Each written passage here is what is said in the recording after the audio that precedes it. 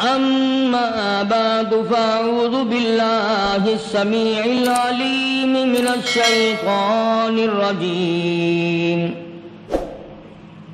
بسم الله الرحمن الرحيم.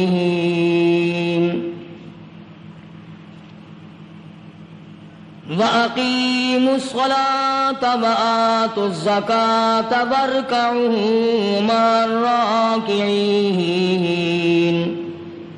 أتأمرون الناس بالبر وتنسون أنفسكم وأنتم تتلون الكتاب أفلا تعقلون.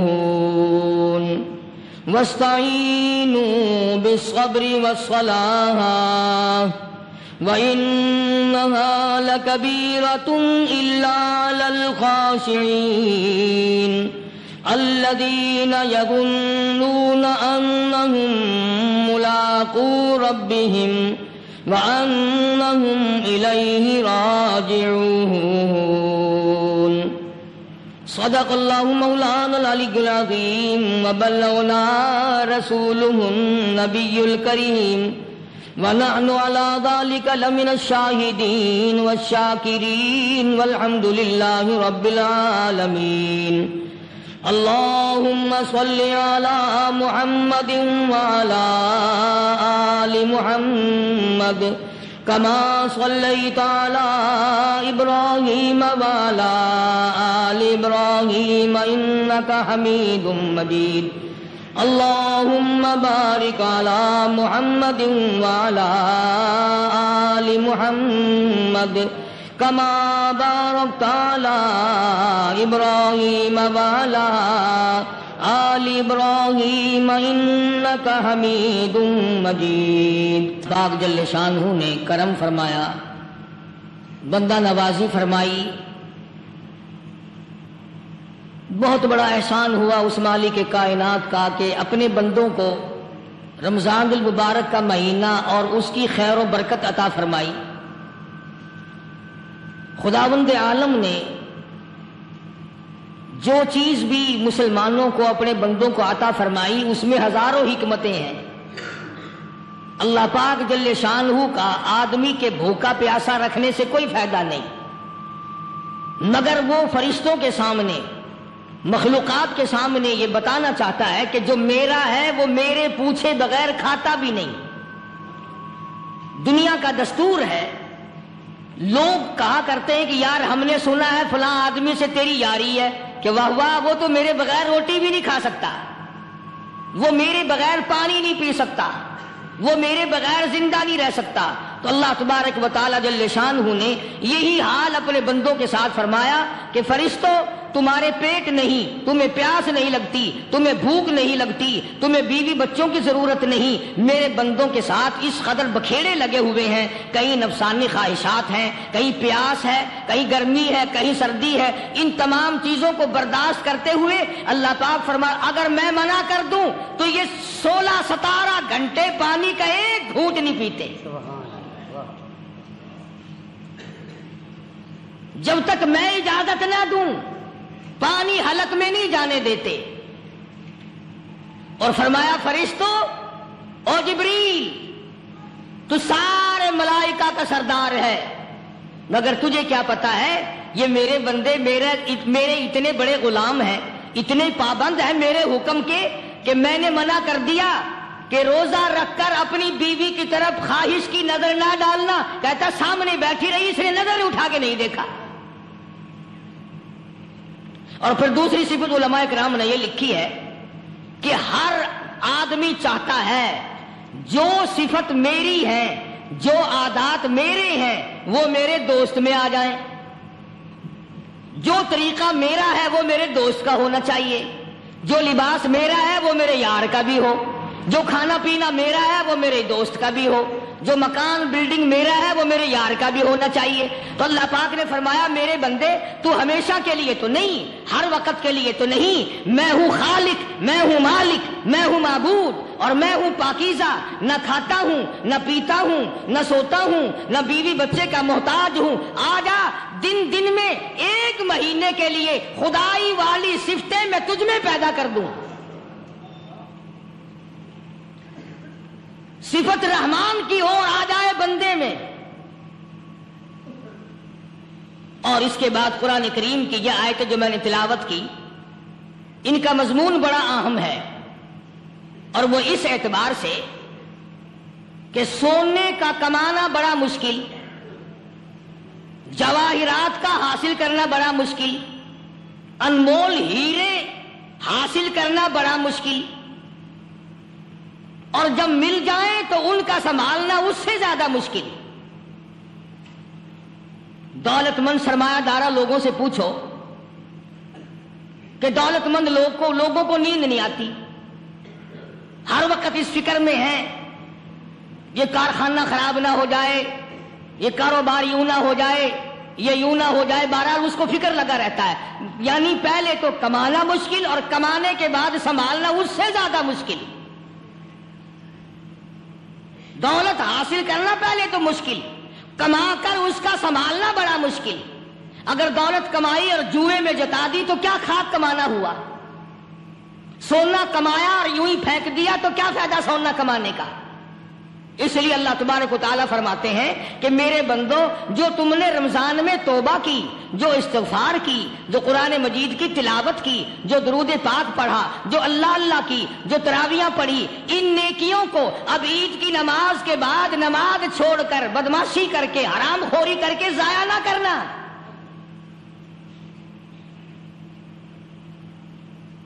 ضائع کرنے والے لوگ ہمیشہ خسارے میں ہوتے ہیں۔ لوگوں کی عموماً عادت یہ ہے، اچھے بھلے روزہ رکھنے والے، نماز رمضان شریف میں نمازیں ادا کرنے والے عید کے بعد نمازوں کو پھینک دیتے ہیں، جیسے 60 ٹکٹ مل گیا جنت کا۔ حضرت مولانا محمد قاسم صاحب نانوتوی رحمۃ اللہ علیہ سے کسی نے پوچھا کہ حضرت نماز تو پڑھتے ہیں پر پتہ ہی نہیں قبول ہوتی ہے کہ نہیں؟ نماز تو ہم پڑھتے ہیں پر معلوم تو نہیں کہ قبول ہو رہی ہے کہ نہیں۔ تو فرمایا کہ ایک نشانی ہے قبولیت کی، اور وہ یہ کہ اگر ظہر کی نماز کے بعد عصر کی نماز کی توفیق ہو جائے تو سمجھو ظہر قبول ہو گئی، اگر عصر کے بعد مغرب کی نماز کی توفیق ہو گئی تو سمجھو عصر کی قبول ہو گئی، اگر مغرب کے بعد عشاء کی توفیق ہو گئی تو سمجھو مغرب قبول ہو گئی۔ اسی طرح سے اب میں کہتا ہوں اگر رمضان کے بعد نماز کی توفیق ہوئی تو سمجھو کہ رمضان کی نمازیں قبول ہو گئی۔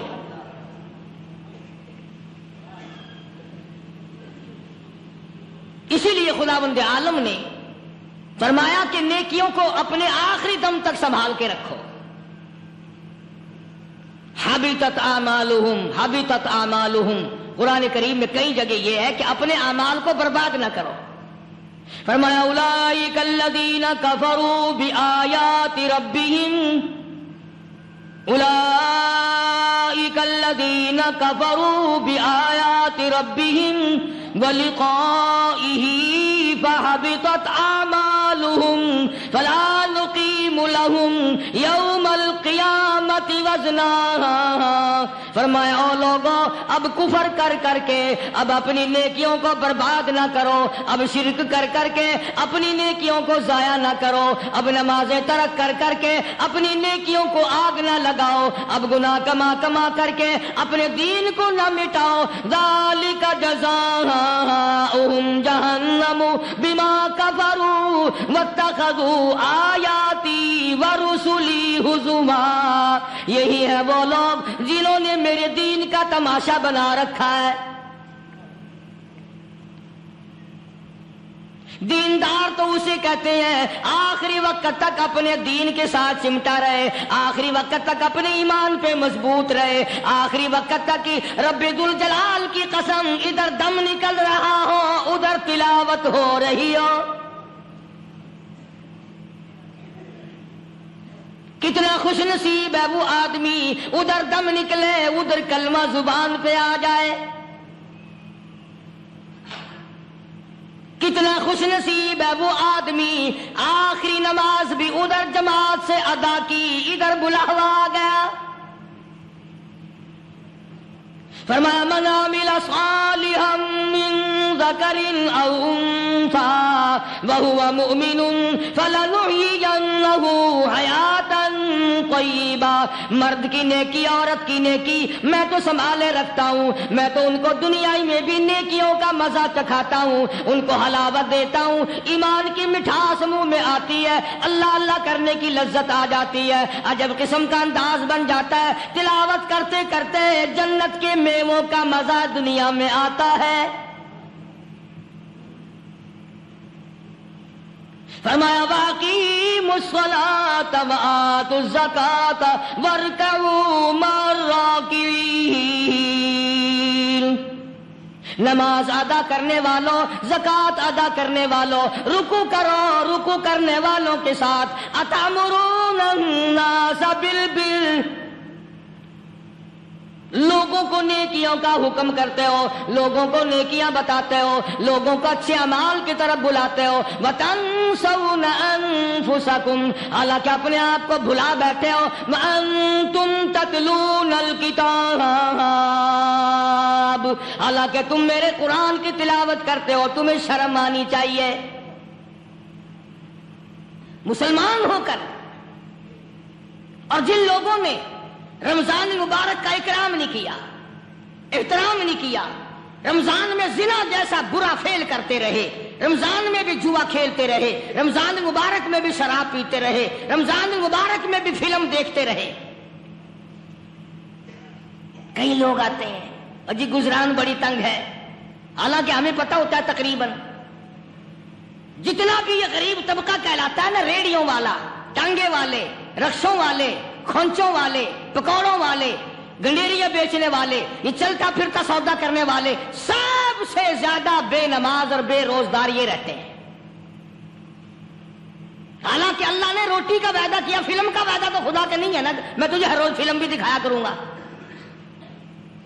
اللہ پاک نے وعدہ روٹی کا کیا، چرس کا نہیں کیا، فیم کا نہیں کیا، بھنگ کا نہیں کیا. سگریٹ کا وعدہ خدا نے نہیں کیا میں تجھے سگریٹ پلایا کروں گا. پھر منہ بنا کر کے بیٹھ جاتے ہو جی خرچے پورے نہیں ہو رہے. اور کیسے خرچہ پورا ہو؟ اللہ پاک روزی دیتا ہے، تو ہوا میں اڑاتا ہے، بدماشیوں میں اڑاتا ہے، لوفری میں پیسے کو اڑاتا ہے.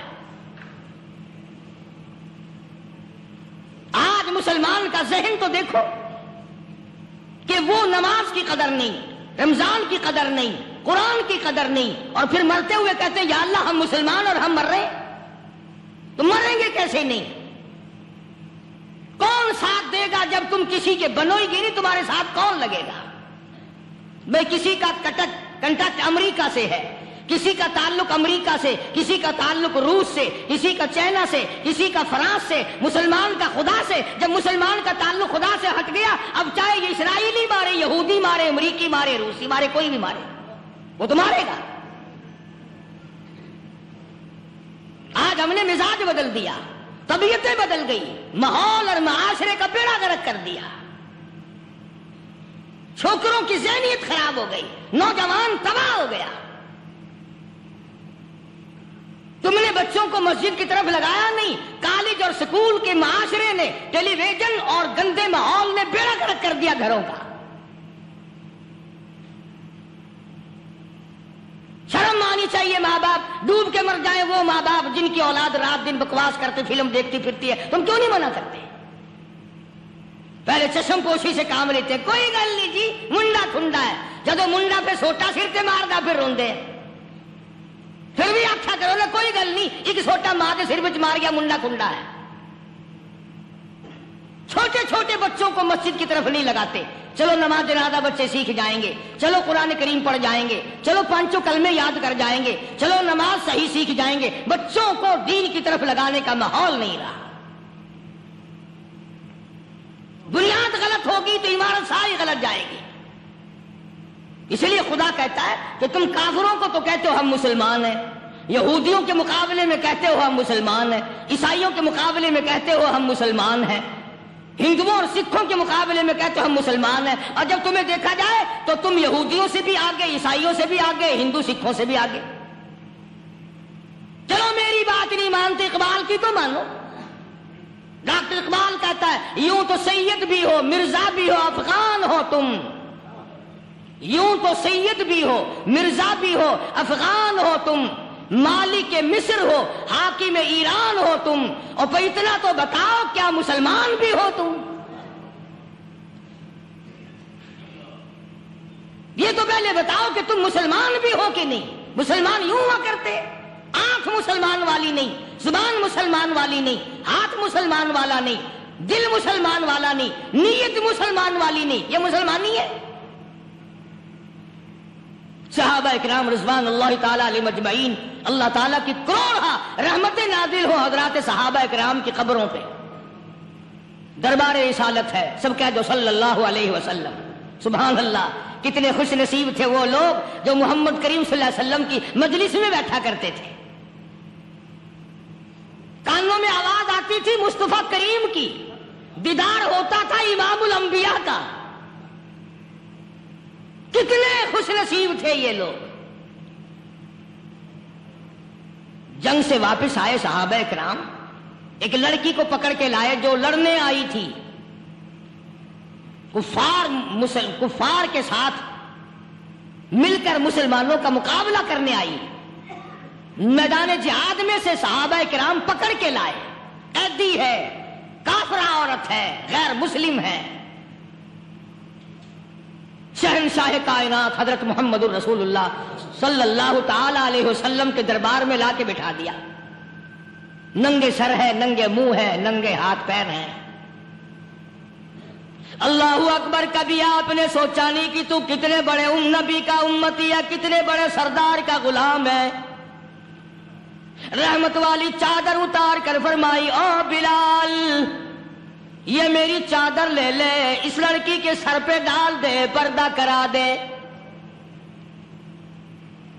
عرض کیا گیا کسی کافر کی لڑکی ہے، یہودی کی لڑکی ہے، عیسائی کی لڑکی ہے، غیر مسلم کی لڑکی ہے، میدان جہاد سے گرفتار کر کے لائی گئی، قیدی لڑکی ہے، لڑنے آئی تھی، مارنے آئی تھی، اسلام کی دشمن ہے، دین کی دشمن ہے، قرآن کی دشمن ہے، مذہب کی دشمن ہے، خدا اور اس کے رسول کی دشمن ہے۔ اللہ تعالیٰ کے نبی حضرت محمد کریم صلی اللہ علیہ وسلم نے فرمایا، او لوگو ٹھیک ہے، لڑکی کافر کی ہے، کفر کی حالت میں پلی ہے، کفر پھیلانے آئی ہے، کفر کو بچانے آئی ہے، اسلام کا مقابلہ کرنے آئی ہے، اسلام کو مٹانے کے لیے آئی ہے، پر اے میرے دیوانوں یہ تو بتاؤ، اپنے باپ کافر کے دربار میں بھی ننگے سر بیٹھے اور میں کالی کملی والے کے دربار میں بھی ننگی بیٹھے،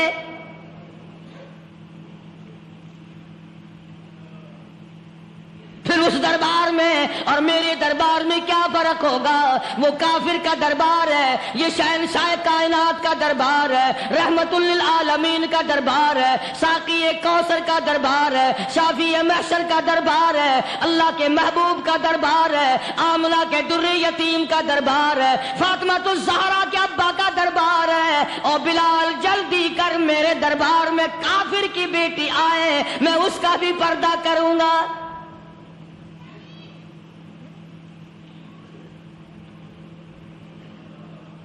حضرت بلال رضی اللہ تعالی عنہ نے ذرا ایک اور لطیف سی بات ہے، تھوڑی سی باریک سی، اگر آپ سوچیں، لڑکی ہے تو کافرہ، لڑکی ہے تو بے دین، ہے تو اسلام کے دشمن، میں تو کئی مرتبہ سوچا کرتا ہوں کہ واہ لڑکی تیرا مقدر، ہے تو کافر کی بیٹی، خود بھی کافرہ ہے، مگر مقدر تو دیکھو، امام الانبیاء کی چادر سر پہ ڈالے بیٹھی ہے۔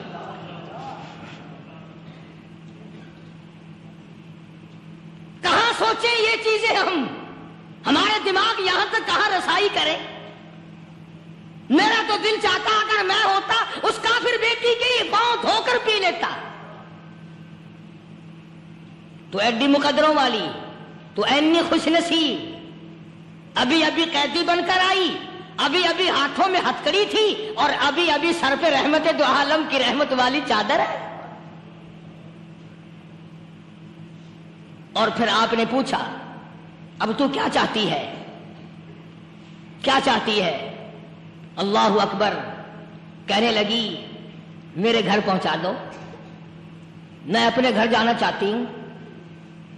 دو نوجوان صحابہ کو بلایا، فرمایا کہ انسانی رشتے کا تقاضا ہے۔ لڑکی نے ہم سے پناہ مانگی اور اپنے گھر جانا چاہتی ہے، ہم نے اس کو معاف کر دیا، جاؤ گھر چھوڑاؤ۔ اب گھر پہنچانے کا مطلب یہ تو تھا نہیں کہ حسین گائی پہنچا دو، دولت گیٹ پہنچا دو، خدا جانے کتنی دور گھر ہوگا، لڑنے جو آئی تھی۔ یوں لکھا ہے علماء اکرام نے، ذرا توجہ کریں، اور سچی بات تو یہ ہے اپنے دامن میں بھی ہاتھ مار کے دیکھو کہ ہم کیسے ہیں۔ محمد الرسول اللہ صلی اللہ علیہ وسلم کے دو جوان دیوانے ساتھ ساتھ اس کے چلتے ہیں، ایک ادھر چل رہا ہے ایک ادھر چل رہا ہے، جنگل کا راستہ ہے، رات بھی راستے میں آئی ہے۔ نوجوان لڑکی کا بیان ہے، اپنے بھائی کو جا کے کہتی ہے یہ دونوں جوان میری ساتھ راستہ چلتے آئے، میری ساتھ سفر طے کرتے آئے، پر اے میرے بھائی جان، رب کائنات کی قسم مجھے تو یوں معلوم ہوتا تھا دونوں اندھے چل رہے۔ مجال ہے میری طرف نظر اٹھائی ہو، یہاں تو رکشے والے کا داؤ لگ جائے وہ باز نہیں آتا، ٹانگے والے کا داؤ لگ جائے وہ باز نہیں آتا، اور پیر صاحب تو اپنے یہاں سے خشک جانے کیسے دیں گے؟ کیوں جانے دیں؟ کیا مطلب؟ یہ شرافت ہے، یہ دین ہے، یہ اسلام ہے۔ مسلمان کی بیٹی کی عزت پہ ڈاکے ڈالنا، خدا کی قسم اگر اسلام کی حکومت ہو اور جس نبی کا تو نام لے کر جنت میں جانا چاہتا ہے، اگر نبی کا قانون زندہ ہو، قرآن کا قانون عدالت میں ہو، آنکھیں نکال دی جائیں۔ بے غیرت قوم، بے حیا اور بے شرم قوم، شرم نہیں آتی کہ زندگی کس طرح بسر ہوتی ہے۔ یہ کافروں کی بیٹیاں ہیں، یہ کسی یہودی کی بیٹیاں ہیں، چکلے چل رہے ہیں، بدماشی کے اڈے چل رہے ہیں، سب کو پتا ہے، افسروں کو پتا ہے، چھوٹے بڑوں لیڈروں کو پتا ہے۔ کون روکے؟ کس لیے روکے؟ پھر یاد رکھو بات محمد کریم صلی اللہ علیہ وسلم کی، فرمایا جس ملک میں جس شہر میں زنا ہوگا، اللہ کے نبی نے فرمایا وہ جس دن برباد ہوگا آواز بھی نہیں آئے گی۔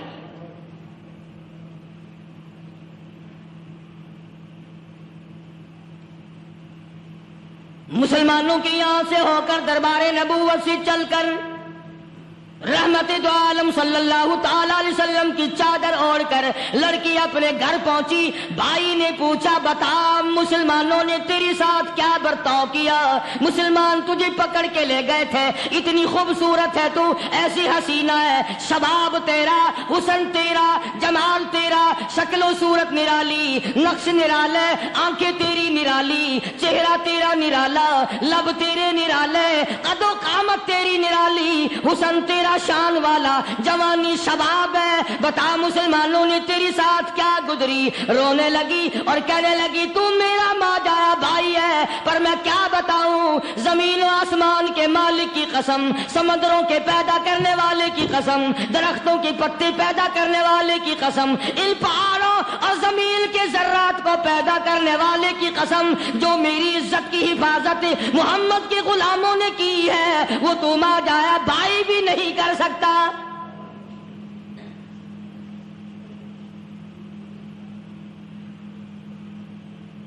صداقت صداقت ہوتی ہے، حقیقت حقیقت ہوتی ہے، چھپتی تو نہیں۔ کاغذ کے پھولوں سے خوشبو کیسے آئے گی؟ پلاسٹک کے پھول گلاب کے بنا کر سرانے میں لگانے تو آسان ہے، مگر گلاب کی خوشبو نہیں تم لا سکتے۔ ارے وہ بھائی بھی تھا تو کافر، پھر بھی مقدروں والا نکلا۔ انہوں نے تو کفر چھوڑ دیا، اور ہم سے ریت نہیں چھوٹتی، رسمیں نہیں چھوٹتی، ہم سے شرک نہیں چھوٹتا، ہم سے بدعات نہیں چھوٹتی۔ بھائی کہتا ہے بہن کو، توجہ کرو، کبھی دنیا میں انصاف کی بات کرنے والے لوگ بھی زندہ تھے۔ کفر اسلام ایک اور چیز ہے، انصاف کی بات تو کہا کرتے تھے۔ بھائی کہنے لگا بہن سے کہ میری بہن، چادر تیرے سر پہ نبی کی، کالی کملی والے کی چادر تیرے سر پہ ہے، یہ اس کے دیوانے تجھے ساتھ لے کے آئے ہیں اور انہوں نے تیری عزت اور آبرو کی حفاظت کی ہے، تو یہ بتا کلمے سے خالی آئی؟ ایسے دربار سے خالی آ گئی، خزانہ لوٹ رہا، وہاں تو خالی تو نہیں آ گئی؟ بہن کہنے لگی کہ ہاں خالی آئی ہوں، مطلب یہ کہ میں نے کلمہ نہیں پڑھا، ایمان قبول نہیں کیا، دین قبول نہیں کیا، اسلام اور اس کا مذہب میں نے قبول نہیں کیا۔ بھائی کہنے لگا تف ہے تجھ پر، تجھے ایسے دربار سے خالی اٹھتے شرم نہ آئی؟ اور دربار رسالت اور خالی آ گئی؟ کیا بات کہی ہے عورت نے، سبحان اللہ، اللہ اکبر۔ کہنے لگی 2 وجہ سے میں نے کلمہ نہیں پڑھا، دل میرا چاہ رہا تھا، اندر میرا کہتا تھا کہ جب میرے سر پہ یہ چادر آئی میرا تو دل چاہتا تھا کہ لپٹ جاؤں قدموں سے آقا کے۔ بھائی میرا دل چاہتا تھا میں کھڑی ہو جاؤں دربار میں اور یوں کہوں میرا دل ہو تیرا گھر ہو، میرا دل ہو تیرا گھر ہو، تیرا در ہو میرا سر ہو، تمنا مختصر سی ہے مگر تمہید طولانی۔ میں نے کلمہ 2 وجہ سے نہیں پڑھا۔ پہلی وجہ تو یہ کہ جب تو سنتا، تجھ تک یہ بات پہنچتی کہ میری بہن نے کلمہ پڑھ لیا، تو شاید تیرے دماغ میں یہ بات نہ آ جائے کہ میری بہن سے مسلمانوں نے زبردستی کلمہ پڑھوایا ہوگا، اس لیے میں نے نہیں پڑھا۔ تیرے دماغ میں یہ بات نہ آئے کہ مسلمانوں نے مجبور کر کے، قیدی بنا کر کے جو لے گئے تھے، مجبور کر کے کلمہ پڑھایا، اور میری بہن نے ڈر کے مارے کلمہ پڑھا۔ کلمہ پڑھنے کا پختہ پروگرام ہے، مزہ تو اب آئے گا نا، یہاں سے آزاد ہو کر جاؤں گی۔ اور دوسری بات اس نے اور پتے کی کہی، کہنے لگی بھائی میں نے کلمہ اس لیے بھی نہیں پڑھا کہ بہن جنت میں جائے بھائی دوزخ میں جائے، اصل میں تجھے لینے آئی ہوں، دونوں چل کر اس دربار کی غلامی کریں گے۔ میں نے یہ خوف کھایا کہ میرا بھائی غصے میں آ کر کفر پر اور مضبوط نہ ہو جائے، اس لیے مجھے آنے کی کوئی ضرورت نہیں تھی۔ اور کہنے لگی او میرے بھائی وہ دربار کوئی واپس آنے کا تھوڑا ہی ہے، وہاں تو جو گیا قربان ہو گیا، جو گیا قربان ہو گیا۔ چلو چلتے ہیں دونوں بہن بھائی آ کر حضور اکرم صلی اللہ علیہ وسلم کے ہاتھ پہ کلمہ پڑھ کر مسلمان بن جاتے ہیں۔ وہ نبی کی ایک بات دیکھ کر کلمہ پڑھ کر مسلمان بن گئے۔ ہمارے سامنے لاکھوں حدیثیں، ہزاروں قرآن کی آیتیں ہیں، پر ہم آج تک مسلمان نہ بنے۔ جب مرضی آئی نماز پڑھ لی، جب مرضی آئی زکات دے دی، جب مرضی آئی قرآن پڑھ لیا، جب مرضی آئی دین ایمان کر لیا، مرضی آئی چوری کر لی، مرضی آئی ٹھگی مار لی۔ اس کا نام دین نہیں ہے، اس کا نام ٹھگی اور فریب ہے۔ اس لیے قرآن کریم نے للکار کے کہا تأمرون الناس بالبر وتنسون انفسکم وانتم تتلون الکتاب۔ دوسروں کو اسلام کا نام لیتے ہو، دوسروں کے سامنے مسلمان بنتے ہو، حالانکہ تم کتاب پڑھتے ہو اللہ کی۔ افلا تعقلون، سوچتے کیوں نہیں ہو کہ تم کدھر چلے ہو؟ کیا پروگرام بنائے بیٹھے ہو؟ زندگی کا لاہ عمل یہ تو نہیں ہونا چاہیے جو تم نے بنایا ہوا ہے۔ اور آگے فرمایا تأمرون الناس بالبر وتنسون انفسکم وانتم تتلون الکتاب افلا تعقلون واستعینوا بالصبر والصلاة۔ اگر تکلیف آئے، پریشانی آئے، کوئی مصیبت آئے تو صبر اور نماز کے ساتھ قائم رہو۔ یعنی صبر نماز کے بغیر حاصل نہیں ہوگا، اور نماز قبول ہوگی تو صبر خود بخود آ جائے گا۔ چنانچہ اللہ والوں کی زندگی کا مطالعہ کرو، کتابیں اور حالات پڑھ کر کے دیکھو کہ انہوں نے ساری عمر میں ایک ایک نماز بھی ضائع نہیں ہونے دی، تمام عمر میں ایک ایک نماز ضائع نہیں ہونے دی۔ اور ہم لوگوں کی جوانی یوں ہی بیت جاتی ہے، جوانی یوں ہی گزر جاتی ہے۔ اسی کو کہتا ہے کہ کچھ نہ پرواہ کی میرے دین کی، آج میں تمہاری پرواہ کیسے کروں؟ وَإِنَّهَا لَكَبِيرَةٌ إِلَّا عَلَى الْخَاشِعِينَ۔ اللہ پاک خود فرماتے ہیں کہ نماز بھاری نہیں، نماز مشکل نہیں، نماز پڑھنا کوئی تکلیف نہیں، مگر ان لوگوں کے لیے، ان لوگوں پہ کوئی مشکل نہیں جو اللہ سے ڈرنے والے ہیں، اللہ کے خوف کو دل میں بسانے والے ہیں، جن کا یقین ہے کہ موت آئے گی اور اللہ کے یہاں جا کر کے میں نے منہ دکھانا ہے، ایک دن قبر میں جانا ہے، حشر نشر نے بھی آنا ہے، قیامت نے بھی آنا ہے، جس کا ان تمام چیزوں پہ یقین ہے۔ اللہ فرماتے ہیں الا علی الخاشعین، ڈرنے والے کے لیے تو کوئی چیز نہیں، اور جو نہیں ڈرتا اس کے لیے تو پہاڑ ہے نماز پڑھنا۔ صحابہ کرام نے تو ایسی ایسی نمازیں پڑھی۔ صحابی ہے مدنی کریم صلی اللہ علیہ وسلم کا، اپنے باغ میں نماز پڑھ رہا ہے، گنجان باغ ہے کھجوروں کا، کھجوروں کا باغ پکا کھڑا ہے، صحابی نماز پڑھ رہا ہے، ایک پرندہ کبھی ادھر سے آتا ہے کبھی ادھر جاتا ہے، گنجان باغ ہے، وہ نکلنا چاہتا ہے، پرندے کو راستہ نہیں ملتا، تو دوران نماز صحابی کی نظر پرندے پہ لگ گئی، دوران نماز صحابی کی نظر، وہ پھڑک پھڑک جو کرتا تھا نا کبھی ادھر کبھی ادھر، صحابی کی نظر پرندے پہ لگ گئی، نماز میں بھول گیا۔ بس اتنی سی بات ہوئی، آیا دربار رسالت میں اور کہنے لگا یا رسول اللہ وہ سارا باغ لے کر اسلام میں وقف کر لو، جس باغ کی وجہ سے میری نماز خراب ہو جائے میں وہ باغ ہی نہیں رکھتا۔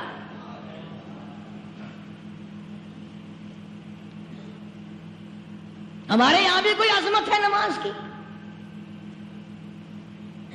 کون پرواہ کرے؟ ان لوگوں کے یہاں تمام کا تمام نظام دین کا اپنا بنایا ہوا نہیں، جو دربار رسالت صلی اللہ علیہ وسلم سے نظام ملا نماز کا، انہوں نے صحیح معنوں میں وہ قائم کیا۔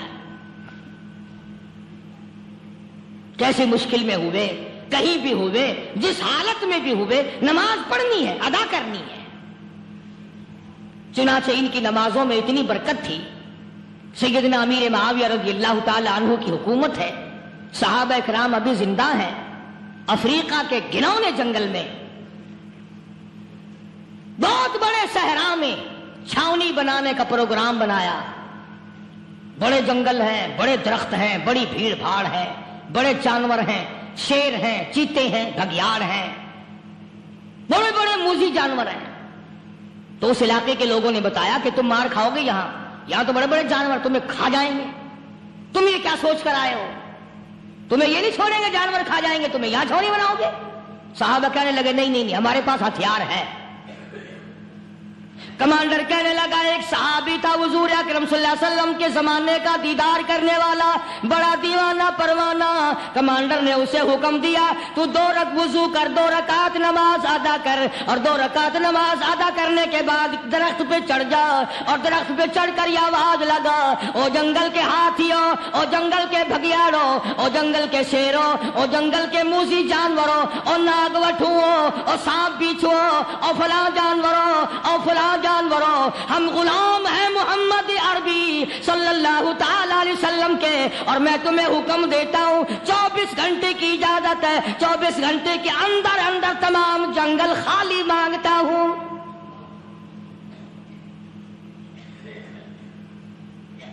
ماشاءاللہ نافذ کر دیا حضور کے غلام نے، ہاتھیوں پہ، جانوروں پہ، چیتوں پہ، بھگیاڑوں پہ، شیروں پہ، اور اعلان کا رخ دیکھیں آپ، کہا کہ 24 گھنٹے کے بعد جو ملے گا اسے قتل کر دیا جائے گا۔ اب اگر ہم میں سے وہاں کوئی ہوتا، کہتے ہو بڑے پاگل ہیں بھائی، کس سے باتیں کر رہے ہیں؟ ہاتھیوں سے باتیں ہو رہی ہیں، چیتے اور شیروں سے باتیں ہو رہی ہیں، بھگیاڑوں سے گپیں ہو رہی ہیں، لے جاؤ پاگل خانے میں۔ مگر یہ بات نہیں، صحابہ جانتے تھے شیر بھی اس کی مخلوق ہے، چیتا بھی اس کی مخلوق ہے، بگیاڑ بھی اس کی مخلوق ہے، ہاتھی بھی اس کی مخلوق ہے، اور ہم اس کے دیوانے ہیں، ہم اس کے بندے ہیں۔ جب اس کا ہی حکم نافذ کرنے کے لیے ہم نکلے ہیں، اب ہمارے سامنے کوئی چیز ٹھہر نہیں سکتی۔ تاریخ شاہد ہے، گیبن مورخ انگریز لکھتا ہے، امریکہ کا بہت بڑا پروفیسر تور آندرے انگریز مورخ لکھتا ہے کہ صحابی کی یہ بات سن کر جنگل میں کھلبلی مچ گئی، جانوروں میں شور مچ گیا، چیتے بگیاڑ اور طوفان مچ گیا، شور مچاتے ہوئے تمام کے تمام نے جنگل خالی کر دیا۔ مسلمان، جب تیرے اندر ایمان تھا، جب تیرا قرآن پہ ایمان تھا، جب تیرا نبی پاک صلی اللہ علیہ وسلم پہ ایمان تھا، جب تیرا حضور کی رسالت پہ ایمان تھا، جب اللہ کی توحید پہ تیرا ایمان تھا، اور تیرا مقابلہ شیر نہیں کر سکتا تھا، تیرا مقابلہ چیتا نہیں کر سکتا تھا۔ آج ایمان پلے ہے نہیں، آج تو ڈر کے مارے مر رہا ہے، مر رہا ہے، مر رہا اور مرے گا۔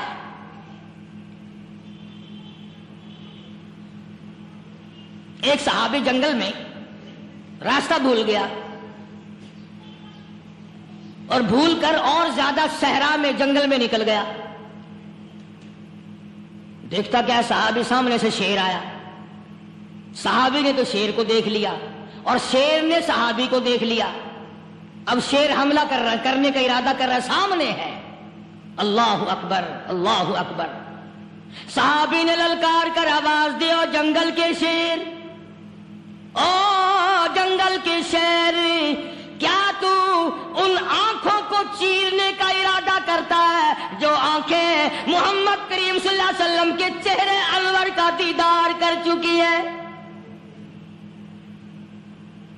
ان آنکھوں کو پھاڑے گا، اس چہرے کو پھاڑے گا جس نے حضور صلی اللہ علیہ وسلم کا ایک دفعہ نہیں بار بار دیدار کیا ہے۔ تاریخ شاہد ہے، شیر جھکا، صحابی کے قریب آیا اور یوں لکھا ہے کہ آگے بڑھ کر صحابی کے پاؤں چاٹنے لگا، پیر چاٹنے لگا اور زبان حال سے یوں کہنے لگا، اگر تو ان کا غلام ہے تو میں ان کے غلاموں کا غلام ہوں۔ یہ جو تمہیں کہتے پھرتے ہیں نا، غلام ہے، رسول کے غلام ہے، غلام ہے، رسول کے غلام ہے، شکل پہ دیکھنا 12 بجے ہوئے ملیں گے۔ بالکل جھوٹ، شکل نہیں غلاموں والی، اخلاق نہیں غلاموں والا، اعمال نہیں غلاموں والے، عقائد نہیں غلاموں والے، سیرت نہیں غلاموں والی، لباس نہیں غلاموں، اور غلام کائے کا؟ بازاروں میں پھرتے ہیں نا، جلوس نکالتے ہیں، غلام ہے، رسول کے غلام ہے۔ اس گلی سے نکلے، آؤ یار بڑی اچھی فلم لگی، وہاں چلتے ہیں۔ اب غلام فلم میں جا رہے ہیں، اب غلام بدماشی کرنے چلے ہیں۔ تو صحابی نے جب آواز دی، شیر نے جھک کر صحابی کے پاؤں چاٹے، اور یوں لکھا مورخین نے کہ بظاہر یوں کہنے لگا کہ تو راستہ بھول گیا، دم ہلاتا ہوا چلا، صحابی کو راستے میں چھوڑ کے گیا۔ اور مورخین نے یہاں تک لکھا ہے کہ جب صحابی سے شیر واپس ہونے لگا تو بھڑبڑا رہا تھا، گویا صحابی کو اپنی طرف متوجہ کرتا تھا، اور اس کے بعد خوشامدانہ عاجزانہ پہلو سے یہ کہتا تھا کہ او جانے والے، جس کا تو دیدار کرے گا اس کو میرا بھی سلام کہنا، ان کی خدمت میں میرا بھی سلام عرض کرنا۔ کوئی ایک واقعہ نہیں ہے۔ مدینہ منورہ سے شام کے راستے میں شیر آ کر کے بیٹھ گیا، لوگوں کا راستہ بند ہو گیا۔ کوئی آدمی مدینہ پاک میں واپس، اللہ ہر مسلمان کو مدینہ پاک کی زیارت نصیب فرمائے۔ ہاں مدینہ بڑی شے ہے، ہاں مدینہ نہ دیکھا تو کچھ بھی نہ دیکھا، ہاں الہی دکھلا دے مدینہ کیسی بستی ہے جہاں پر رات دن مولا تیری رحمت برستی ہے۔ وہ شہر نرالا، وہ گلیاں نرالی، وہ شاہراہیں نرالی، وہ گنبد خضرا نرالا، خدا کی قسم وہاں جو آسمان سے نور برستا ہے وہ بھی نرالا ہی ہے۔ کسی نے آ کر مدینے میں کہا کہ راستے میں شیر بیٹھا ہے، لوگوں کا راستہ روک رکھا ہے۔ عبداللہ بن عمر رضی اللہ تعالیٰ عنہ، صوفی صحابی، کوئی ایڈا بہادرانہ کام کرنے والا بھی نہیں، لاٹھی نہیں مانگتا، تلوار نہیں اٹھاتا، نیزہ نہیں اٹھاتا، تیر نہیں لیتا، گولی کا سامان نہیں، تیر و تلوار کا سامان نہیں، کوئی چیز نہیں، بے دھڑک بے جھجک جا کر شیر کا کان پکڑ کے مروڑ کے صحابی کہتا ہے، تجھے کس نے اجازت دی حضور کے غلاموں کا راستہ روکنے کی؟ تجھے شرم نہیں آتی؟ تو سرکار مدینہ کے غلاموں کا راستہ روکے بیٹھا ہے۔ تاریخ شاہد ہے، دم ہلاتا ہوا جنگل کو بھاگ گیا۔ اور آج اولاد ہمارے کہنے کی نہیں، شیروں کو تو کیا منائیں گے، اولاد نہیں مانتی، بیوی نہیں مانتی، کچھ اپنا بھی قصور مان لو نا، کچھ گڑبڑ ہے نا اندر۔ اختر شیرانی نے بڑی عجیب بات کہی، اسی کو کہتا ہے کہ یہ عذر امتحان ہے، جذبہ دل کیسا نکل آیا، یہ عذر امتحان ہے، جذبہ دل کیسا نکل آیا، میں الزام ان کو دیتا تھا، قصور اپنا نکل آیا۔ گریبان میں جا کر دیکھو، ٹٹول کر کے دیکھو، اپنی نیتوں کو ہاتھ مار کے دیکھو، اپنے عقیدے کو ٹٹول کے دیکھو، اپنے ایمان کو تلاش کر کے دیکھو، اپنی نظروں سے پوچھو، اپنی زبان سے پوچھو، اپنے پیٹ سے پوچھو، تیرے اندر کیسی روزی جا رہی ہے؟ کیوں کر ہم کامیابی سے ہمکنار ہوں؟ یہ خلقت پھر ہمارے لیے غیر کیوں نہ بنے؟ یہ سارا جہان ہمارا دشمن کیوں نہ بنے؟ صحابہ تو ایسے بے دھڑک تھے، کسی شہنشاہ کی پرواہ نہیں کیا کرتے تھے، کسی شہنشاہ کی پرواہ اللہ والے نہیں کرتے تھے۔ تم تو بڑے پیروں کو ماننے والوں، پر جو میں بات بتاؤں گا پیر کی وہ نہیں مانو گے۔ مجدد الفسانی سرہندی سب کہہ دو رحمت اللہ علیہ، نقشبندی خاندان کے سربراہ ہیں، بہت بڑے بزرگ ہیں، پکڑ کر کے لے گئے حکومت والے، بادشاہ کو سجدہ کرانا ہے، بادشاہ کو سجدہ کرانا ہے۔ وہ کائے کا سجدہ کرتے تھے؟ وہ کسی سے ڈرتے ہی نہیں تھے، اللہ والا کسی سے ڈرا ہی نہیں کرتا۔ تو یوں سنا کہ انتظام کیا گیا کہ دربار کے قریب جا کر ایک دیوار بناؤ، اس میں ایک چھوٹی سا روشن دان دریچہ موری لگاؤ، جس میں سے جھک کر بندہ اندر داخل ہو، تاکہ ایک دفعہ جھک جائے صحیح، یہ پیر، یہ درویش، یہ قلندر، یہ ولی، یہ مولوی جو اکڑا ہوا نہیں، اسے جھکا لو جس طرح سے بھی ہو سکے۔ اب تمہاری نظروں میں تو ہماری کوئی قیمت نہیں، تم جو یہاں جمعہ پڑھنے آتے ہو، تمہارے خیال میں ہماری کوئی قیمت نہیں، وضو کیا، سنتیں پڑھی، جمعہ پڑھایا، بس ہمیں نہ کوئی جانتا ہے نہ کوئی پہچانتا ہے۔ تم کیا جانو کہ صوبائی ہوم ڈپارٹمنٹ میں ہمارے تذکرے، مرکز گورنمنٹ میں ہمارے تذکرے، کون سیدھا چل رہا ہے، کون الٹا چل رہا ہے، کون ہمارے لیے خطرناک ہے، اور تمہیں کیا پتا، ہمیں تو لوگ ڈبل سٹار لکھتے ہیں۔ مجدد الفسانی سرہندی رحمت اللہ علیہ کے لیے کھڑکی بنائی گئی، جھک کر داخل ہوگا، اسی بہانے سے جھک جائے گا۔ مگر اللہ والوں کو عقل اللہ ہی عطا کرتا ہے۔ جب وہاں گئے نا، انہوں نے کہا جی اس میں سے داخل ہو کے اندر چلنا ہے۔ مجدد صاحب نے پہلے دونوں پیر داخل کیے، بجائے یوں جھک کر داخل ہونے کے یوں لمبے ہو کے داخل ہوئے، پیر اندر پہلے داخل کر لیے، یعنی اور بے ادبی کی کہ پیر پہلے لیتے ہوئے، میرے پاؤں ہے تیرا سر ہے، لاؤ ملاقات کر۔ اللہ والا جھکا ہی نہیں، پر اس اللہ والے کو یہ پتا نہیں تھا کہ میں تو زندہ کے سامنے نہیں جھکتا، یہ مرووں کے سامنے جھکتے پھریں گے لوگ۔ انہیں یہ پتا نہیں تھا کہ یہ قبروں کی مٹی چاٹتے پھریں گے، یہ رات دن شرک کی لعنت میں گرفتار ہو کر کے مریں گے۔ لگے ہوئے ہیں میلے، بھر بھر کے خلقت جا رہی ہے، پھوڑے پھنسی کا علاج ہوگا، بیماریوں کا علاج ہوگا، پانی چشمے کا پی آؤ، پانی چشمے کا پی آؤ۔ مخدوم رشید کے علاقے کے سارے سال اس کھڈے میں لوگ ہگتے ہیں، اور انشاءاللہ یہ اس مہینے میں جا کر وہ گو کا ملا ہوا تبرک پی کے آتے ہیں، بڑا بہترین تبرک ہے وہ۔ نوح علیہ السلام کی قوم نے کشتی پخانہ کر کر کے بھر دی تھی نا، حضرت نوح علیہ السلام اللہ کے حضور میں رو پڑے، فرمایا دیکھ میرے رب، تو نے حکم دیا، کہاں سے لکڑیاں لایا، چختے چیرے، تختوں کو جوڑا، اتنی محنت کی، میں نے کشتی بنائی اور ان ظالموں نے ہاگ ہاگ کے بھر دی۔ فرمایا میرے نو گھبرانا، اگر انہی سے نہ چٹوا دوں تو میری خدائی کیا ہوئی؟ گھبرانا، 950 سال مار کھانے والے پیغمبر، میں تیرا ساتھی ہوں، تو کیوں گھبرایا؟ تو کانوں تک لبا لب پخانا کر کر کر کے بھر دی، قوم میں بیماری پھیل گئی۔ جو عورت چلے کہاں چلی؟ کہ نوح علیہ السلام نے کشتی میں پخانا کرنے چلی ہے۔ جو بڈھا پرانا پیپا جائے، بڑے میاں کہاں جا رہے ہو؟ کشتی میں پخانا کرنے چلا ہوں۔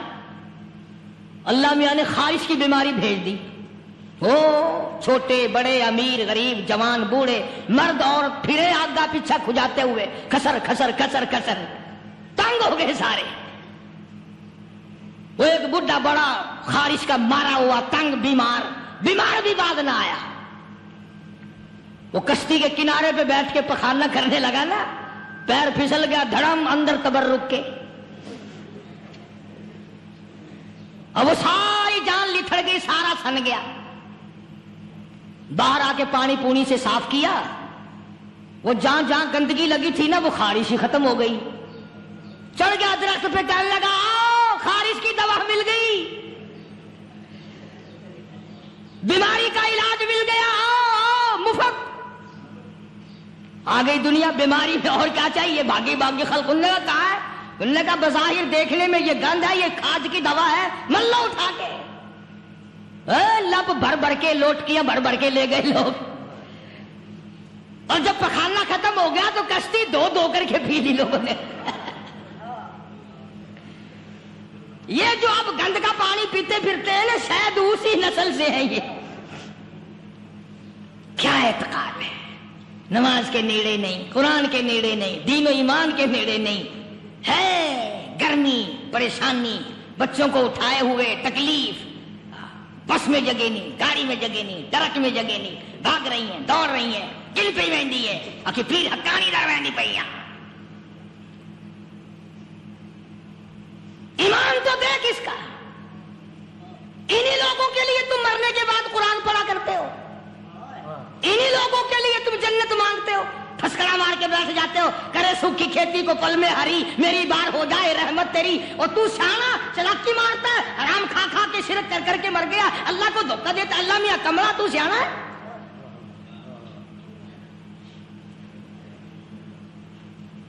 بتانا یہ چاہتا تھا کہ عقائد کو درست کرو, اپنے یقین کو بناؤ. یہ کوئی بات نہیں, کس نے تمہیں بتلایا ہے یہ طریقہ کار؟